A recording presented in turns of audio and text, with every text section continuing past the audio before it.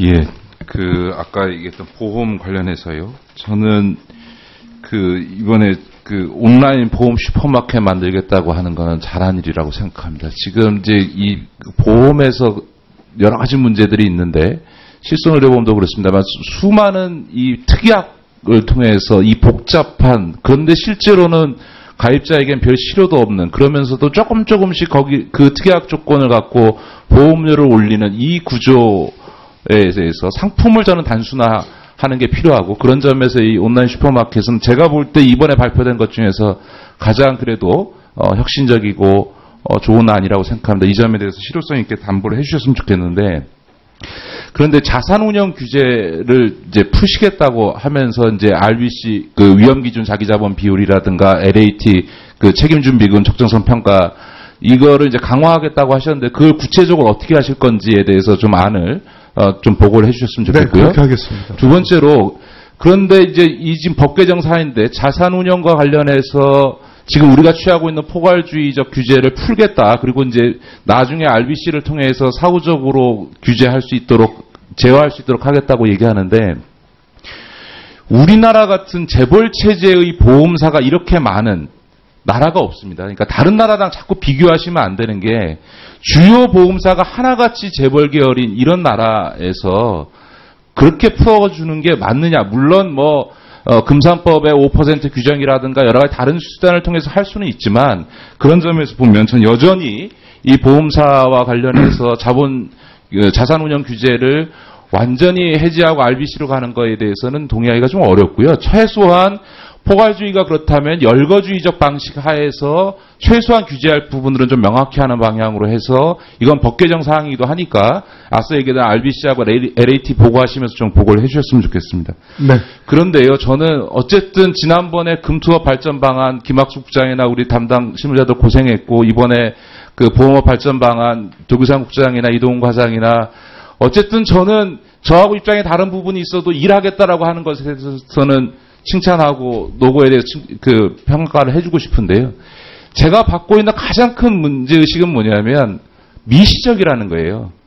금투업이나 보험업 쪽에 지금 문제는 그런 미시적 대책을 낼 수 있는 게 아니고 뭔가 더 근본적인 구조적 대책을 내놔야 된다. 저는 그런 점에서 지금 임종윤 위원장님이 일 열심히 만드시고 하는 거 다 좋으니까, 정말 올 연말에 저는 혹시라도 부총리 가시는 것보다 금융위원장 임기 3년 동안에 이런 금융산업에 대해서 구조적 접근을 해서 지난 10년 동안 잃어버린 시간을 좀 보완할 수 있는 근본적 대책을 좀 내놔줬으면 좋겠다라고 하는 점을 말씀을 드리고 싶습니다. 이게 보충 질의 안 한 데서 좀 마무리하겠습니다. 자본시장이나 보험시장이나, 자본시장은 이 은행과 재벌 위주로 되어 있는, 그래서 따박따박 안정적으로 수수료 따먹을 수 있는 이런 구조하에서 자본시장이 발전할 수 없고요. 보험산업을 둘러싸고 있는 환경은 훨씬 더 복잡합니다. 이거는 산업적인 문제만이 아니라 아까 말씀드렸던 어떤 인구 구조의 변화라든가 사회경제적 변화를 다 반영하는 게 이게 보험산업이기 때문에 그런 점에서 고려를 해주셨으면 좋겠는데, 이런 게 저는 지금 실손의료보험 상품과 관련해서 지금 규제를 푸는 게요, 단기적으로는 소비자의 부담을 증가시키고, 중기적으로는 건강보험의 재정을 압박시키고, 장기적으로는 보험사가 여전히 헤어날 수 없는 손해율로 인한 역마진 문제를 해결할 길이 없을 거라고 봅니다. 앞서 말씀드렸던 것처럼 행위별 수가제와 이 전 세계에 없는 이 보충형 민간의료보험이라고 하는 이 구조, 그 다음에 감기 환자가 병원을 찾아가는 우리나라에 전 세계에 없는 이런 의료 행태, 이 세 가지가 존재하는 조건에서 이거를 이대로 가져가서 미시적으로 보완할 방법이 없습니다. 그런 점에서 보면 상품 규제를 푸시기 전에 이 세 가지 요소가 만들어내는 구조적인 요인과 관련된 상품의 근본적 설계를 바꿔야 됩니다. 이건 사실은 건강보험이 갖고 있는 문제와 굉장히 비유사한 측면이 있습니다. 그런 점에서 앞서도 말씀드렸던 것처럼 지금의 이 구조, 행위별 수가 체제 하에서 민간이 90%의 의료 전달 체계를 담당하고 있고 1, 2, 3차 의료 전달 체계가 분리되어 있지 않은 조건에서의 이 민간 의료보험은 저는 단언컨대 지금의 포괄적 의료보험, 민간 의료보험이 아니라 질병별로 하고 오히려 그 커버리지 부분을 위로는 열어준, 다시 말해서 가계 파산을 막을 수 있는 쪽으로는 열어주되, 그러니까 관기나 이런 소위 비용 부담이 적어서 가계 파산을 낳지 않는 쪽은 오히려 보험 커버리지에 넣지 않는 방식으로 커버리지의 요소를 위로는 넓히고 아래로는 줄이는 방식으로 가고 자기 부담률을 높이는 방식과 같은 형태로 해서 소비자와 보험사와 건강보험이 다 좋을 수 있는 근본적인 설계 구도를 만들어야 됩니다. 제가 이 말씀을 드리는 거는요, 이 실손형 의료보험 상품이 보험시장의 구조적인 어려움에 빠진 다음에 보험사들이 자기 생존수단으로 엄청나게 지출을 해놨어요.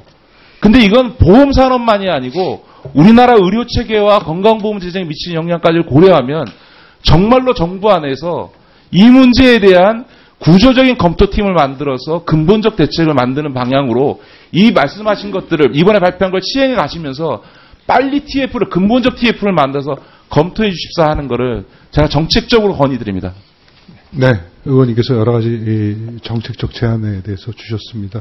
첫 번째, 보험회사의 자산운용 규제는 우리나라 보험회사의 주인이 대기업, 특히 재벌기업 소유인 점은 분명히 인지를 하고 있고, 이에 따른 부작용이 없도록 하는 방향에서 자산 규제 완화 방안이 마련이 될 것이다 라고 말씀을 드리고, 그 구체적 방안은 결국 법률에 반영될 사항이므로 그 구체적 방안을 나중에 의원님께서 충분히 정부의 설명을 들으시고 논의하실 수 있도록 하겠습니다. 실손의료보험에서 계속해서 의원님께서 주신 말씀은 기본적으로 저는 동의합니다. 왜냐하면 실손의료보험 자체만의 문제를 보험료율의 자율화로 해결할 수 있느냐? 그렇지 않을 겁니다. 실손의료보험의 청구 시스템, 그 다음에 여기에 대한 이용하는 지급 시스템, 그리고 비급여의 수준의 적정성 문제, 자기 모랄 해저들을 일으키지 않는 자기부담금에 관련한 비율의 포함 등 아주 굉장히 광범위한 논의가 보건복지 쪽에와 함께, 그리고 또 이해관계인과 함께 논의돼야 이 문제를 풀 수 있다는 점에서는 맞습니다. 맞는데 일단은 이것이 아까도 말씀드렸듯이 3천만 명이라고 하는 우리 국민의 대부분이 들고 있는 보험이기 때문에, 또 우리의 소위 말해서 건강을 담보해주는 우리의 수단으로서 이미 어쨌든 간에 과정이 잘못됐건 잘됐건 자리 잡아버렸기 때문에 이것을 어떤 일목의 개혁 차원에서 근본적으로 해결하기보다는 이것을 하나씩 이해관계인과 협의를 통해서 풀어나가는 이런 단계적 접근이 저는 불가피하다고 생각합니다. 금융이라고 하는 기관이 이것을 단박에 칼로 치듯이 해결할 수 있는 문제이기에는 너무 복잡하고 어려운 문제가 돼버렸습니다. 그래서 그런 단계적인 노력을 의원님께서 말씀하셨듯이 저희가 진행을 하겠다라는 약속의 말씀을 드리고 앞으로도 계속 협의하겠습니다. 네. 오케이. 네. 자, 수고하셨습니다. 다음 김기준 의원 질의하시고요.